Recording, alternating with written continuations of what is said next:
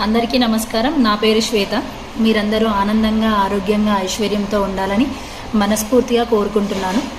భగవద్గీత గురించి తెలుసుకునే ముందు, భగవద్గీతలో 18 అధ్యాయాలు ఉన్నాయి, 700 శ్లోకాలు ఉన్నాయి. మనము రోజు ఒక శ్లోకం నేర్చుకునే ప్రయత్నం చేస్తున్నాం కాబట్టి భగవద్గీత అనేది పిల్లలకి సులువుగా అర్థమయ్యే విధంగా చెప్పడానికి ముందు మనకు మహాభారత యుద్ధం గురించి కొంచెం తెలుసుకొని ఉండాలి. ఎందుకంటే ఇది కౌరవులకి పాండవులకి మధ్య జరిగిన యుద్ధం. అందులో పాండవులలో అర్జునుడు ముఖ్యమైనవాడు. ఎందుకంటే యుద్ధ సమయంలో ముఖ్యమైన పాత్ర పోషించింది అర్జునుడే.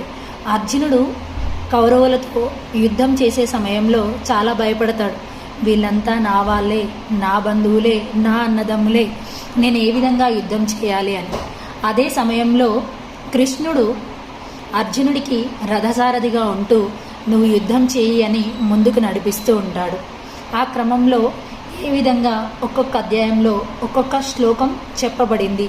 అక్కడ ఆ యుద్ధ రంగంలో మహాభారతంలో కురుక్షేత్రంలో జరిగిన ప్రతి సంఘటనని ఒక శ్లోకం రూపంలో వివరించబడుతుంది. అదేవిధంగా మనము వింటూ ఒక్కొక్క శ్లోకాన్ని నేర్చుకుంటూ భగవద్గీత గురించి తెలుసుకుందాం.